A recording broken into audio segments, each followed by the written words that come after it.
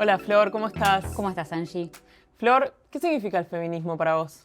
Bueno, es un movimiento. Primero, hay un marco conceptual, es un movimiento histórico que tiene una matriz teórica. Eso quiere decir que hay personas que, haciendo ciencia, estudiaron cómo poder investigar en diferentes ámbitos con lo que conocemos la perspectiva de género. ¿Qué es la perspectiva de género?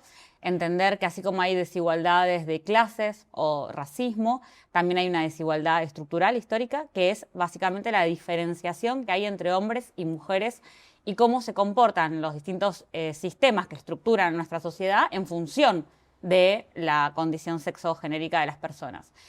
Para mí, al margen de lo teórico, significa la puerta, primero de entrada, a encontrar un montón de respuestas de situaciones personales que vivimos las mujeres a lo largo de nuestras vidas, y una puerta de salida de las angustias. Así que también hay un componente afectivo y emocional que es importante. Puedo decir que el feminismo da herramientas, te Sí. escuché decir. ¿Por qué? Sí, porque te ayuda a repensar cosas que uno a veces desde el sentido común tiene interiorizadas, y esas cosas que tiene interiorizadas del sentido común, uno, viste, se pregunta ¿por qué se dio esto así? O ¿por qué estoy cansada? Por ejemplo, la carga mental, ¿no? La carga mental es un concepto que tiene una circulación de no hace tantos años. Si yo le preguntaba a mi mamá por qué estaba tan cansada cuando maternaba, o a mi abuela, nunca iban a decir la carga mental. Cuando uno menciona lo que le sucede, ¿sí? Tiene un lugar, una plataforma desde donde impulsar a hacer un cambio, incluso a hablar con un otro para dejar, ¿no?, de naturalizar, por ejemplo, esto, ¿no?, el cansancio.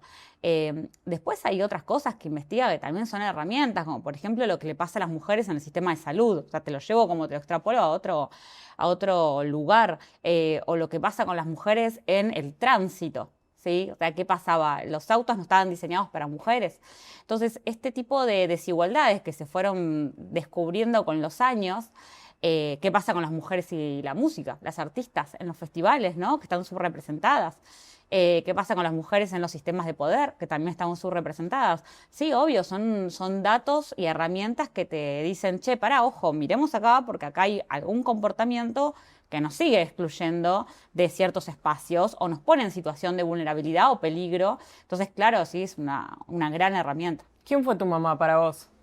Una persona muy, muy importante, que me enseñó a ser feminista incluso dentro de su machismo estructural. Yo siempre digo que somos todas y todos machistas, ahí, viste, es donde me miran, porque creo que el machismo es la condición per se que se nos da de nacimiento, una forma estructurante de pensar y de vernos en los roles.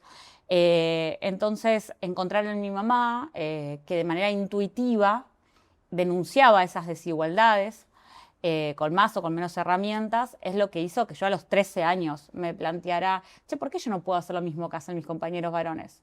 Y esa incomodidad fue la que después, años más tarde, me llevó a encontrar un marco teórico que fue el feminismo. ¿Y tu papá?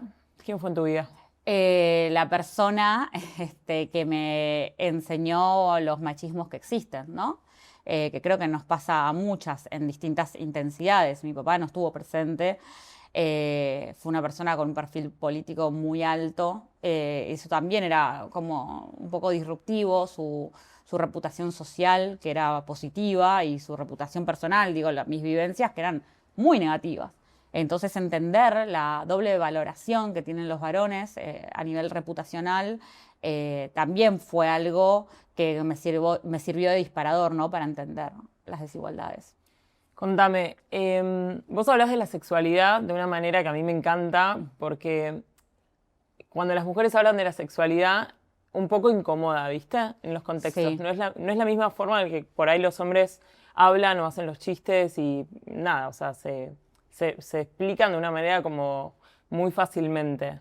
¿Esto fue una construcción? ¿Como que vos te liberaste un poco Sí, de esto? sí. Sí, yo por suerte viví una sexualidad muy libre a nivel personal, desde muy chica me lo planteaba desde ese lugar, pero también hay que definir qué es libertad, ¿no? Libertad era el cómo yo quería vivirla.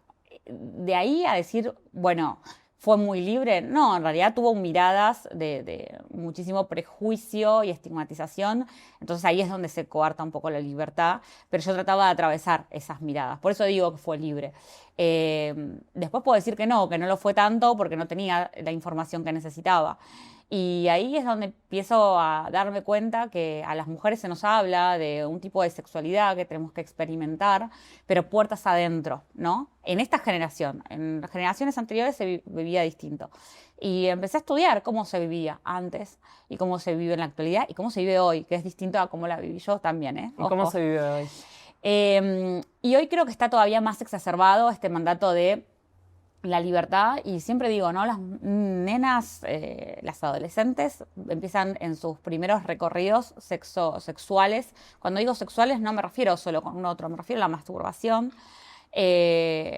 sintiendo que la libertad pasa por experimentar un montón de cosas que cuando llegan al acto sexual, sí, ahí con un otro, en la inmadurez de la adolescencia, no pueden pedirle a un otro que se ponga un preservativo o hablar de cómo a ellas les gusta el sexo. Entonces yo pienso realmente, hay libertad cuando vivimos el sexo supuestamente con tanta apertura, pero después puertas adentro no podemos ejercitar el autocuidado. Me parece que es una pregunta para hacernos.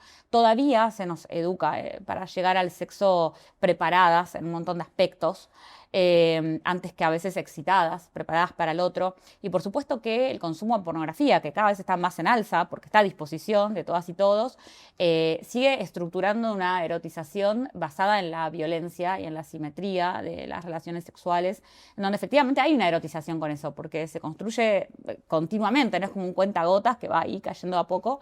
Entonces es normal, entre comillas, digo, sucede, que empezás a erotizarte también con esa situación de sumisión y de violencia, de la misma manera que los varones empiezan a construir su identidad sexual sobre una cuestión de asimetría y de violencia. Y ahí parece que la erotización, la afectividad, el tiempo de espacio del encuentro con el otro, y no quiero ejercitar como una pedagogía o performar la relación sexual a algo romántico como aprendimos en las películas, tampoco, ¿no? Pero también hay que decir que hay un ejercicio del aprendizaje sexual que es coreográfico, y esa coreografía se la vemos al porno. Es como si estuvieras grabando, ¿viste? Por secciones. Entonces decís, bueno, toma 1, así es la intro, toma 2, y ya toma 3, así tiene que ser el final.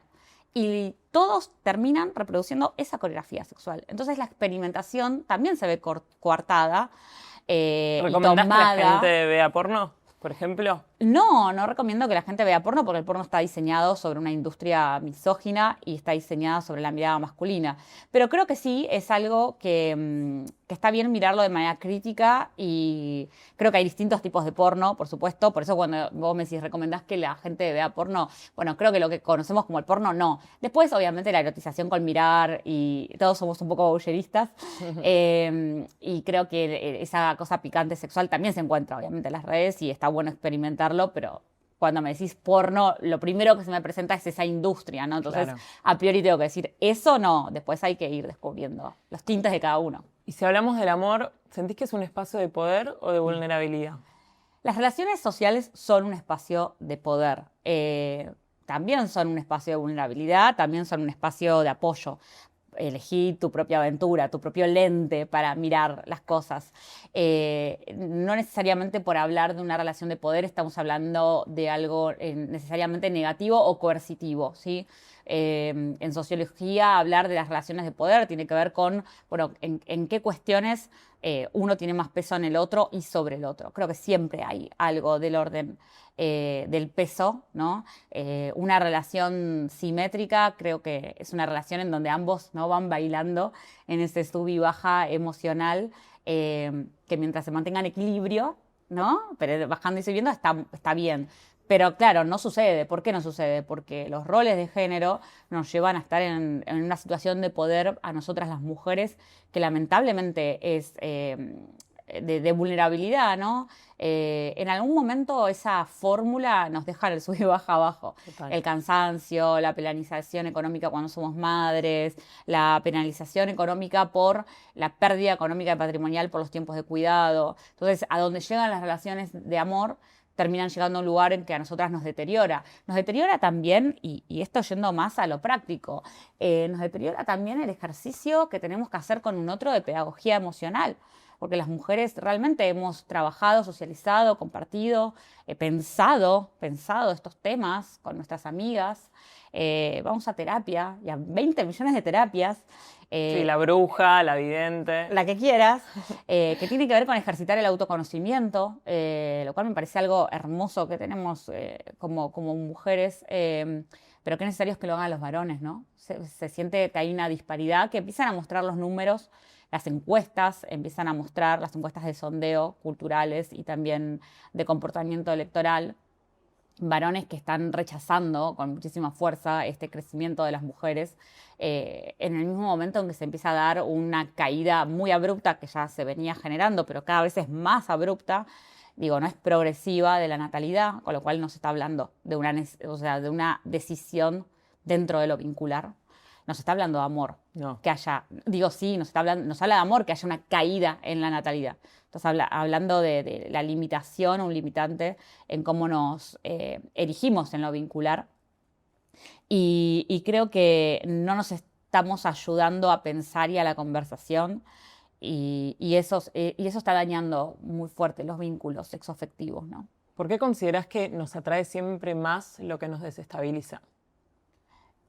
No sé, no considero eso. No considero que nos atrae, no a todo el mundo. Creo que se aprende a deserotizar la violencia. Eso sí. También hay que hacerse ahí una pregunta, digamos, muy interesante el planteo que traes. Hay que hacerse la pregunta de por qué nos erotizamos en lo tóxico, ¿no? En lo que nos daña.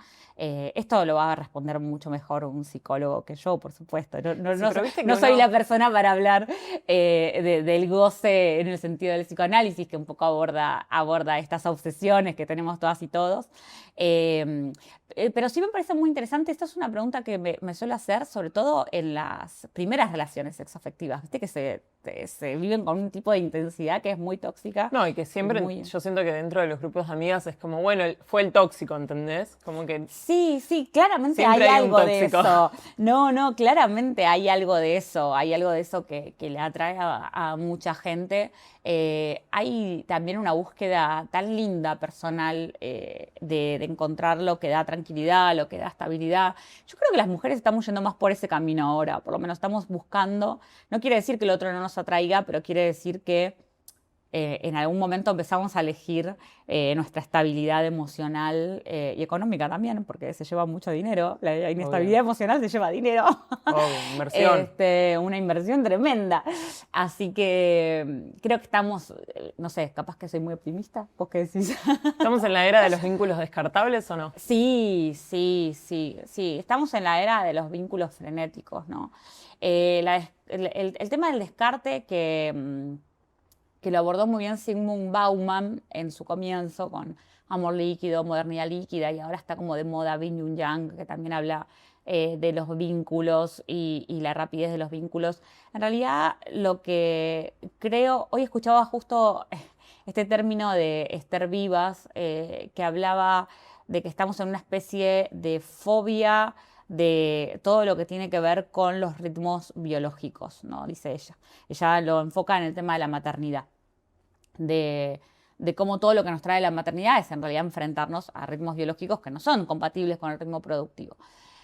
Pero me parece como algo muy sintomático de algo que se está viviendo a nivel general, que es que efectivamente necesitamos o construimos nuestros vínculos en función de cómo hemos construido nuestro consumo. Nuestro consumo nos trae una filosofía, ¿sí?, de vida, que es el descarte, que es la rapidez, que es la dopamina rápida, que es el querer esa emoción y tener estas cuestiones emocionales tan abruptas. Sí, adrenalina pura. Adrenalina pura. Y después te terminás vinculando desde ese esquema también de satisfacción que sentimos como cuando compramos algo, ¿no? Y me resulta también muy triste porque esto no tiene que ver solo con los vínculos sexoafectivos, tiene que ver también con cómo se está viviendo la maternidad, nuestra relación con las mascotas. Esto me es muy importante decirlo porque la gente como adopta mascotas como si fueran cosas. y se está viendo muchísimo.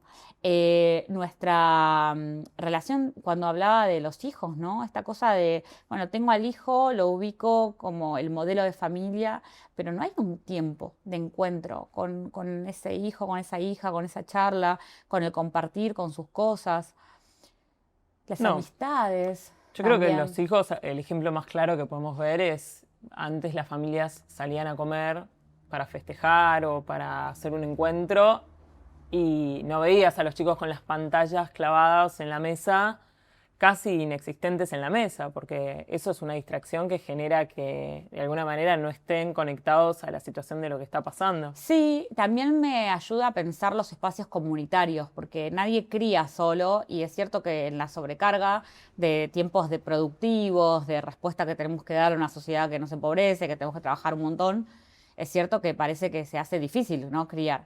Y si la crianza recae solo en la familia, también parece casi imposible ese modelo.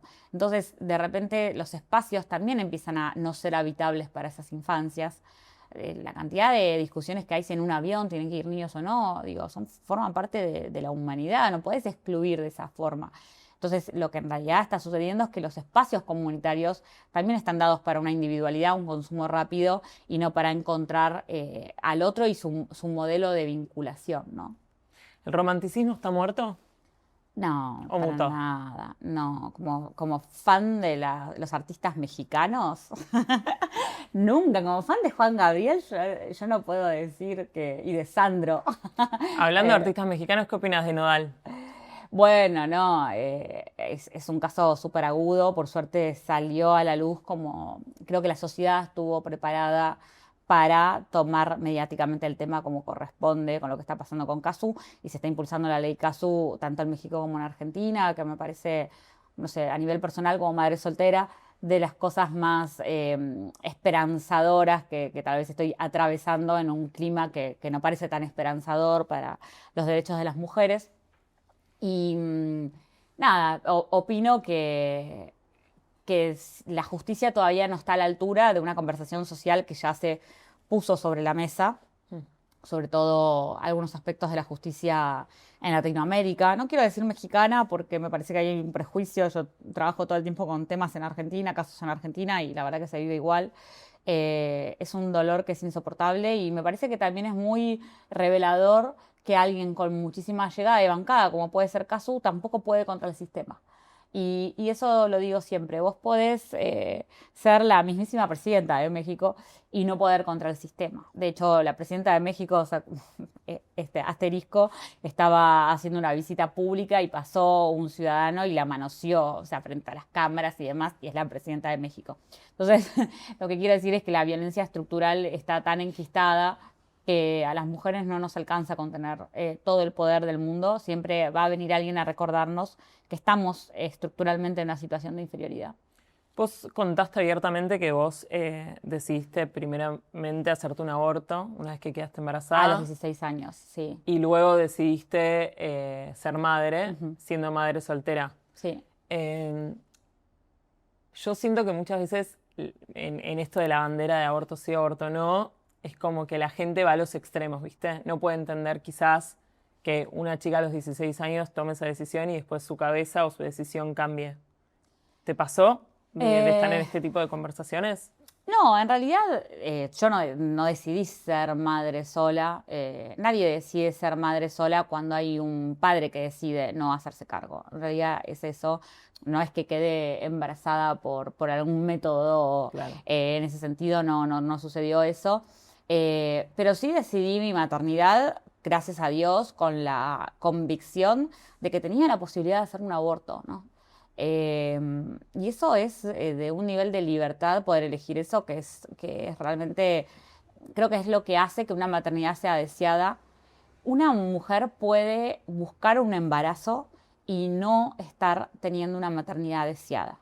Está teniendo muchas veces una maternidad que es por inercia, por mandato, por la cantidad de años que tenemos de pareja, por un montón de No, el paso del factores, tiempo mismo. el paso del tiempo, a veces que desespera. Entonces, yo creo que hay mucho deseo cuando uno tiene opciones. Si no hay opciones, no hay deseo presente. Entonces, mi segundo embarazo fue muy deseado en ese sentido. Y fue un deseo que apareció.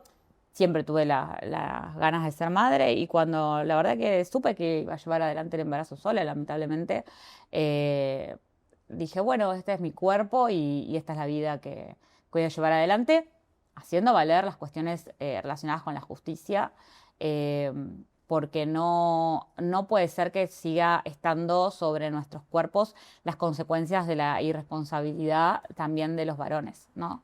¿Y eso el padre nunca lo entendió? No, no, como pasa con los varones que incluso buscan los embarazos. Vuelvo sobre esto, ¿cuántos padres hay que dentro de una paternidad buscada después se desentienden, ¿no? Por algo la mayoría de los hogares son monomarentales. ¿Qué quiere decir?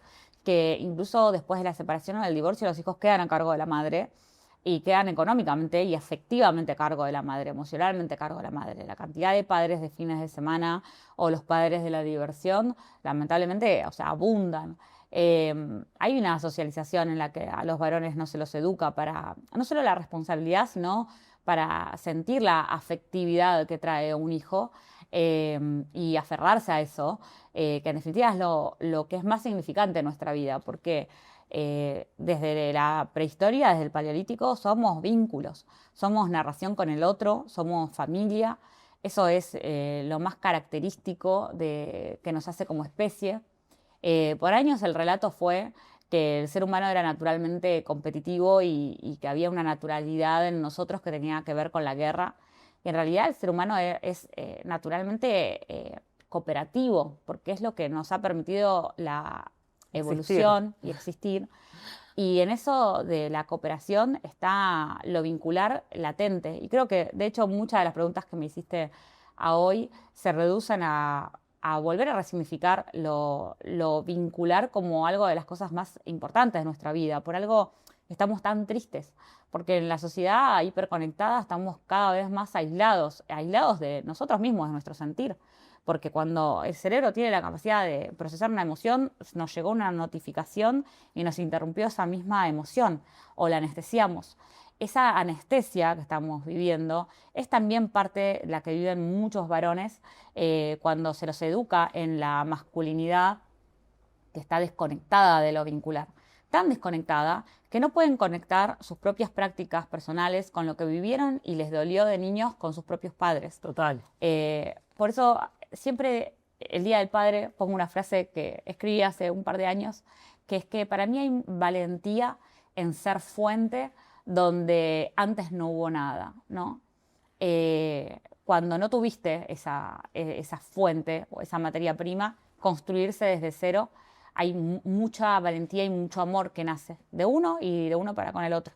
Y creo que los varones tienen que empezar a plantearse ser fuente, empezar a ser esa semilla primaria que construya nuevas masculinidades. Porque un hijo que ve a un padre más afectivo y presente, ahí hay una relación que se sana respecto a una relación en el pasado que estuvo resquebrajada.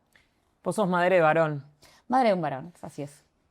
¿Cómo lo educás con todas estas cosas? Y a ver, como mamá, trato de ejercitar la pregunta más que la respuesta. ¿Qué te pareció esto? ¿Cómo te sentiste con esto? Para mí había algo muy poderoso, sí, hay algo muy poderoso en que las personas transiten y puedan verbalizar sus emociones para darle significado. Antes que dar el concepto, encontrar lo que subyace detrás de eso. Pero claro, por otro lado, soy profesional, trabajo en esto y ahora él ya está grande, pero antes me acompañaba a todas estas entrevistas. Entonces él hace 14 años, 10 que por ahí tengo esta carrera más pública, que me escucha, que me ve. Y bueno, ahí está la bajada de línea, digo, no la hago en la zona, pero me escucha. Y la verdad que tengo suerte porque es un ser humano maravilloso. Fue muy sensible desde muy chico, ya nació con eso, creo que hay algo del temperamento que también se nace. Y me encanta lo que él trae. En general la gente piensa que es lo que yo le llevo a mi hijo y a mí me gusta mucho más lo que él me trae a la casa, las experiencias, lo que me cuenta de sus compañeros, lo que me cuenta de sus profesores. es realmente fenomenal, ¿no? Su mirada, siento que tiene él más para contarme que lo que yo tengo para... Busco una maternidad en donde yo lo puedo acompañar más a él, en su experiencia hacia la vida, que en lo que yo le pueda decir con respecto a lo que Bueno, es me la imagino vida. que ambos acompañan. Muchísimo, tenemos muchísimo diálogo. Tenemos el ritual, yo ejercito mucho lo ritual, creo que es muy importante, que es esto de tener los momentos. En el fin de semana hay algún momento, las noches son siempre un momento, eh, el domingo a la mañana, digo, son esas cosas que te vas a acordar Toda tu eh, vida. toda tu vida. Si hay lluvia, hay facturas, hay chocolatada, hay submarino. La comida, la fondue un invierno, digo, son cosas, nos une mucho la comida. Los viajes, trato de que viajar muchísimo.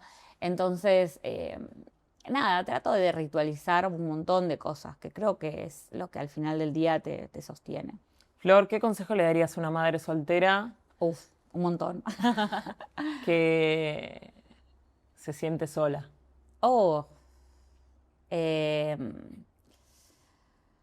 ay. Bueno, mi primer libro se llama Solas aún acompañadas y habla de esto. Ahora lo reedito en octubre y es un flash porque estoy reescribiendo sobre esto después de 9 años, de 8 años que salió ese libro. Fue a 8 años como pasan de rápido. Entonces me está movilizando mucho, por eso me quedé pensando. Se quedaba en un punto fijo, ¿viste? La no entrevista. Perdieron a la entrevistada. No, es que me está movilizando mucho porque soy una persona muy distinta 8 años después. Esa maternidad de hace 8 años cuando escribía se vivía con muchísima soledad. Había un nene chico. Y ahí tengo un adolescente con un montón de recursos, entonces es más sencillo en un montón de aspectos. Mi primer consejo es que armen red para socializar, que no le tengan miedo a los conceptos que trae el feminismo. No es necesario que salgan con la remera de feminismo, si les da miedo el feminismo con todo el prejuicio que hay alrededor, pero denle una oportunidad porque van a tener un lugar donde van a ser escuchadas y van a entender cosas que les está pasando y eso las va a aliviar muchísimo. Voy a hacer un consejo que no tiene nada que ver con nada. Yo hace 1 año y pico descubrí el mundo del deporte Muy importante la cabeza. y cómo me hubiera servido. Fua, no puedo creer lo que tardé. Hoy ya estoy igual cebada, estoy entrenando para un triatlón, o sea, no sean como yo. No, se fue dando todo lo contrario, fue pero creo que el deporte, el hecho de salir 1 hora a trotar, a correr, Sí, oxigenarte. oxigenarte, uff. Pero claro, ¿cómo le dices eso a alguien que no tiene tiempo, que está con todas las tareas de cuidado, que está pensando en que tiene que llegar a fin de mes? La verdad que también es un privilegio decir, che, el deporte. No, pero uno puede salir a caminar, mismo con su bebé, un rato. Total, total. Yo me encontrar encerraba momentos. muchísimo, muchísimo. La verdad que, nada, si estás ahí, trata de no encerrarte, de salir, de encontrar, si podés, un rato, correr 3 vueltas a la manzana de forma intensa. Cada paso pequeño es un paso. Y sobre todo tenerse paciencia en los procesos. Eso me parece clave. Me hubiera gustado saber hablarme con un poco más de amorosidad, ¿viste? Con esto de todo ya que hablábamos recién, yo decía, no, ya está, ya perdí todo, perdí mi carrera, perdí esto y no voy a poder con esto y ya se me pasó la edad. No, no, no se te pasa nada. O sea, la vida empieza cada día, suena súper filosófico, pero real. O sea, a los 40, yo estoy llegando a los 40, cumplo 39 este año. Estoy llegando a un momento en el que siento que estoy empezando a vivir todo de vuelta y es espectacular. Y creo que a los 50 de vuelta, no hay una pérdida en ese sentido, esa carrera que nos meten acá. Así que nada, ténganse paciencia, ténganse amor eh, y traten de armar eso, red, ¿no? Cuando pienso en una madre sola, la verdad, Angie, es que pienso en una mujer que está muy coartada desde los recursos. eh, Porque me encantaría decirle, trata de hacer terapia, pero para eso hay que tener plata también y tiempo. Total. Pero bueno, dentro de las posibilidades, si hay espacio para un lugar terapéutico, también se lo aconsejaría. Yo te voy a decir unas frases y vos me las tenés que terminar, ¿sí? Bueno, uy. El amor es... Eh, el amor es, para Flor Freijo, no es una mirada sociológica, vamos a salir de ahí, vamos a ir a algo más personal. El amor es un lugar de tranquilidad. Los hombres son... Los hombres son... ¿esto se edita? Porque se quedaba pensando un montón. Mirá, acá los hombres atrás me hacen ojito. Los hombres son un buen contraste para encontrarse y crecer ¿Las personalmente. mujeres hoy? Las mujeres hoy están cada vez más paradas en preservarse y en el amor propio bien entendido. Me parece perfecto. Son muchos años que nos venimos postergando, así que las mujeres hoy se están priorizando y me encanta. ¿El deseo muere? En el cansancio.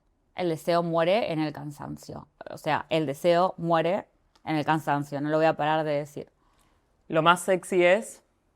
Los cuidados, la mirada de cuidado del otro, me erotiza que te miren en el sentido de que te sepan ver, ¿no? Y entender eso. Flor, mi podcast se llama Ángeles y Demonios. ¿En qué sos un ángel y en qué sos un demonio? ¿En qué soy un ángel? Y soy una dulce. La gente piensa que soy una feminista fatal y después soy una canceriana. Acá convive una señora de 85 años. Aviso, ese es mi espíritu. Viste que todo el mundo dice que tiene un niño interior, yo tengo una jubilada. No tengo un niño interior. Así que no, creo que, no sé, que soy un ángel en cómo me planteo las responsabilidades y los cuidados, el amor de los vínculos. Me gusta mucho ser buena amiga, ser buena madre, ser buena hija, algo que aprendí de grande, además, debo decir, ser buena hermana, así que ser buena tía, ahora soy madrina, así que creo que trato eso, de ejercitar eso. ¿Y en qué soy un demonio? Soy a veces muy dramática. Pará, nenita, cortame un poquito con el drama. Ya me río ya de mí misma, pero sí, el tema es que cuando uno se pone tan dramático y exagera todo, a veces también, viste, decís, che, baja un poquito, amiga. Es la intensidad. No es que siempre estoy intensa, es que son momentos en donde, viste, decís, veo todo negativo. Con mi psicóloga lo hablo. Esto es muy personal lo que estamos de pronto hablando. Ay, ¿qué es esta atmósfera que creaste? Le digo el huracán, ¿viste? Porque es como que me enojo y me revelo con todo. Y me pongo así un poco odiosa. Pero es un ratito, que es un ratito. Es un día y ya después se me pasa. Muchas gracias, Flor. No, por favor, gracias a vos. Me encanta la entrevista.